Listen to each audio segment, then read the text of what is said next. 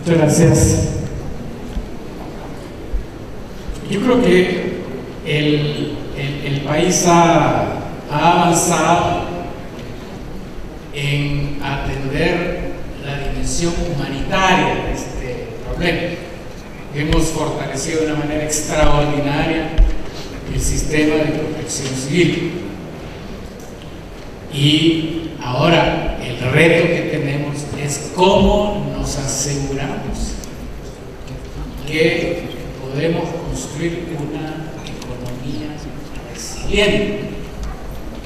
¿Cómo nos aseguramos que las inversiones públicas y privadas contribuyen a reducir vulnerabilidades y no a aumentar los riesgos?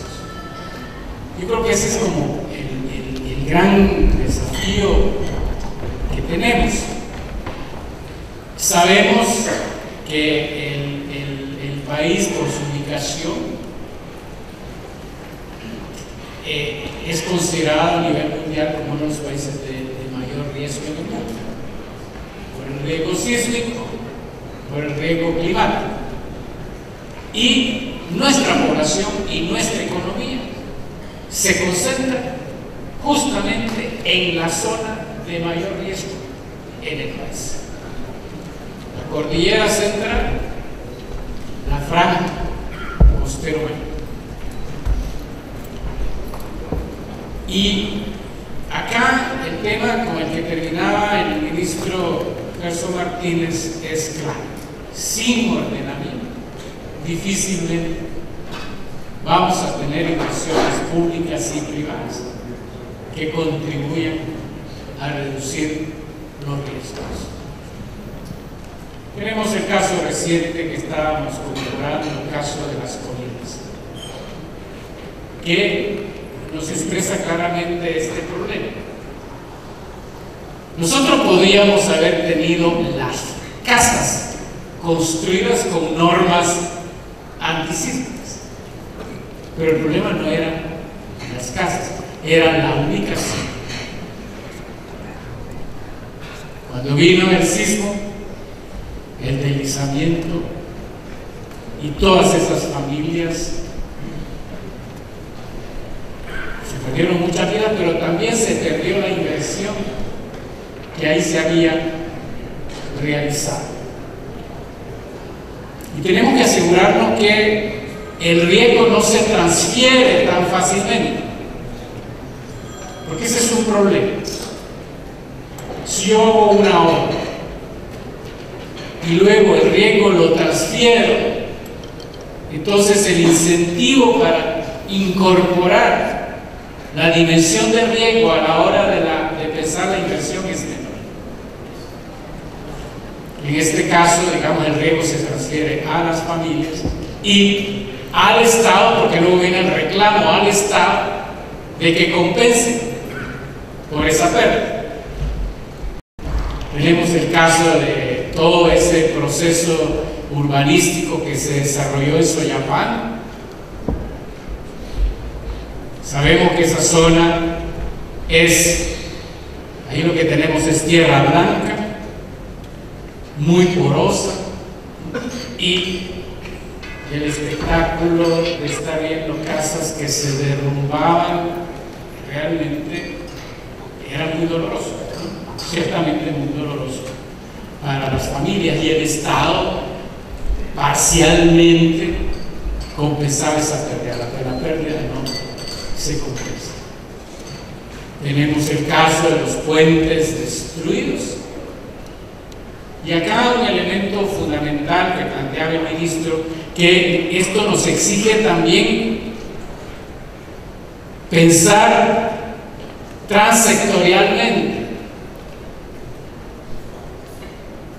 frente al creciente riesgo climático. Una opción para la infraestructura es modificar radicalmente los parámetros de construcción, hacer los puentes más elevados, más largos, pero es posible financiar las obras con esos nuevos parámetros.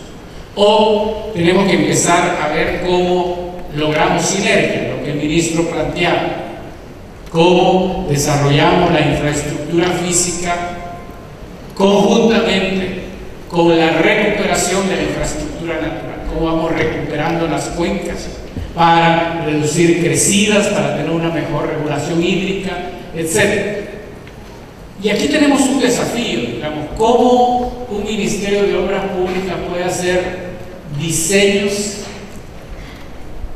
de obras de infraestructura pensando al mismo tiempo que hay que trabajar en las cuencas y incluir en el monto de inversión lo que hay que invertir en recuperación de cuencas. Entonces, no es un desafío menor. Creo que a nivel de la inversión pública, esta preocupación se ha ido incorporando bastante. El ministro de Hacienda lo tiene muy claro, el ministro de Obras Públicas lo tiene más que claro, la Secretaría Técnica, pero no es un desafío menor. Creo que todavía necesitamos conversar sobre cómo incorporamos esta visión también en inversión privada.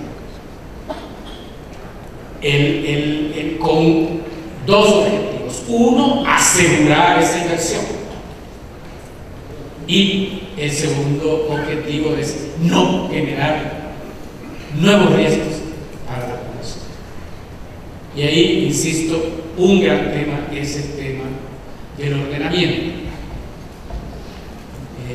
El próximo mes vamos a tener aquí con apoyo de AIDE y otras instituciones un taller regional sobre el tema de tsunamis. Y aquí tenemos lecciones. Los tsunamis ocurren raramente, pero cuando ocurren pueden ser sumamente destructores. En 1902 tuvimos un tsunami en la zona occidental que provocó 185 muertos, 1902, con la densidad poblacional que teníamos en aquel momento. La estimación es que el mismo tsunami ahora provocaría miles de muertos.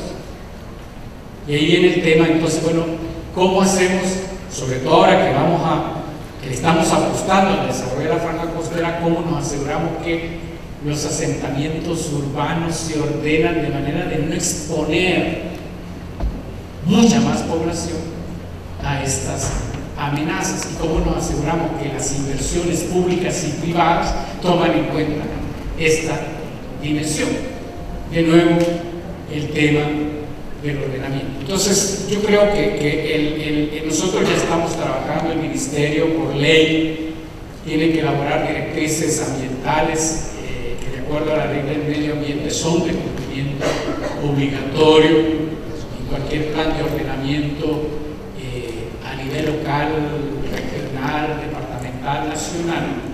Ese mandato se mantiene con la ley de ordenamiento y desarrollo territorial. Y de hecho estamos ya trabajando en directrices, ya se elaboraron directrices para los 28 municipios de la subregión metropolitana. Todavía no se han oficializado porque estamos en un diálogo con los alcaldes, con los consejos municipales, dando a conocer estas directrices antes de formalizarlas. Vamos a hacer lo mismo muy rápidamente con toda la franja costera y el resto del país.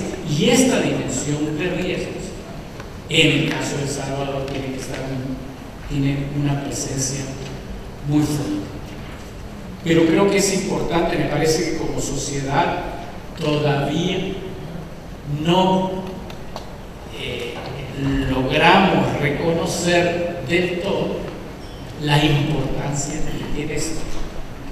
Porque no es una restricción arbitraria, es simplemente una manera para asegurar las inversiones y para asegurar vidas y, por supuesto, para asegurar la base de recursos naturales, que es esencial para sustentar cualquier economía. Hay un segundo tema que tiene que ver con la necesidad de desarrollar inversiones directas para reducir los riesgos. Y ciertamente ya el ministro da ejemplo del tipo de inversiones que se han realizado.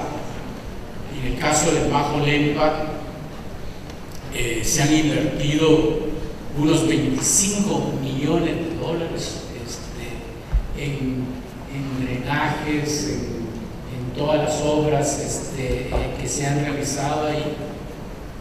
Pero obviamente, si no trabajamos con este enfoque de territorio, ¿no?, dentro de unos 5 años tendríamos nuevamente que invertir en volver a repetir este esfuerzo.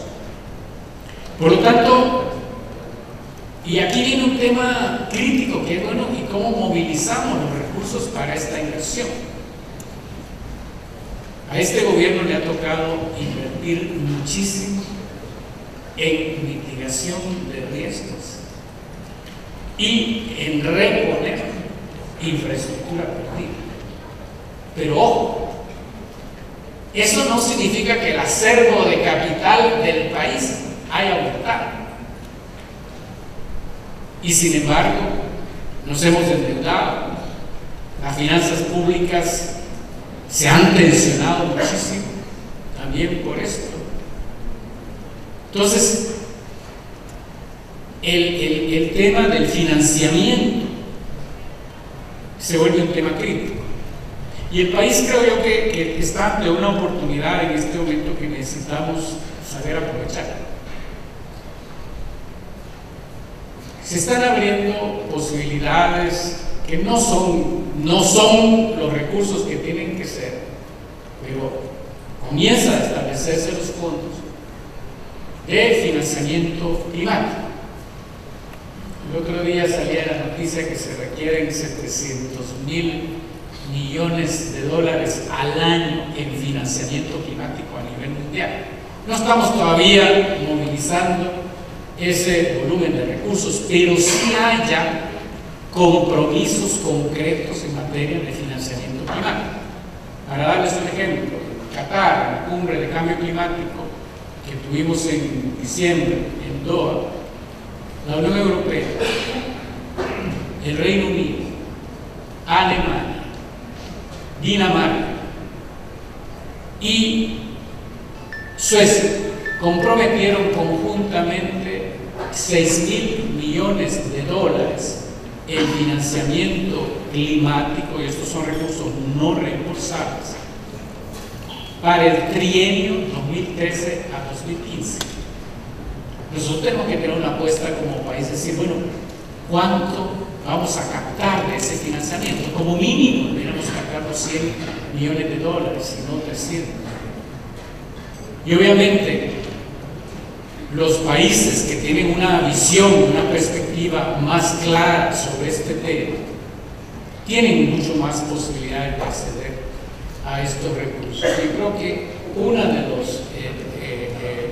las razones por las cuales me parece tan importante este esfuerzo es que nos puede permitir muy rápidamente, creo yo, llegar a una visión del país, a una perspectiva del país que podamos presentar con claridad internacional. Somos el país en América Latina, creo yo, en este momento, que está acumulando la base de información y conocimiento sobre el territorio más completa. Y vamos avanzando en ese proceso. Eso nos ayuda muchísimo para nuestras directrices de ordenamiento, porque no son brochazos en el mapa, sino que pueden ser mucho más precisas. Tenemos también una capacidad de monitoreo única en América Latina, que nos permite tener también información de primera mano. Eso ya se conoce y está siendo admirado. Se está abriendo esta posibilidad de captar recursos. Pero si nosotros no mostramos como país que estamos haciendo nuestra tarea que estamos asumiendo nuestro compromiso, no vamos a poder avanzar. Y un compromiso que no requiere recursos, pero que sí requiere voluntad política de todos los actores, es el ordenamiento territorial.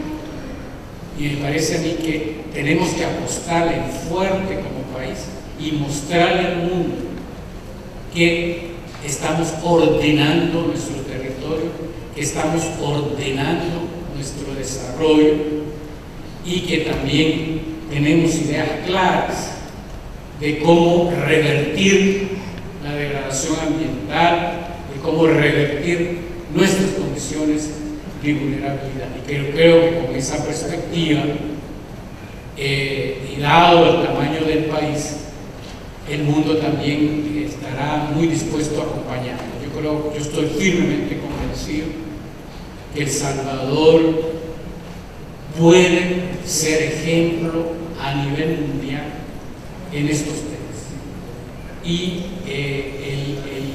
creo que ya se nos comienza a ver con esa posibilidad. No frustremos esa posibilidad. Comprometámonos en este esfuerzo.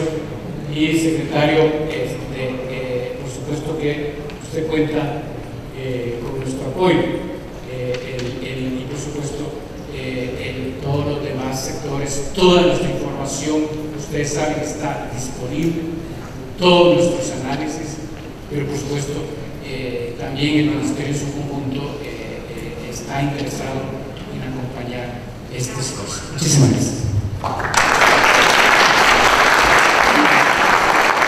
Muchas gracias, señor ministro.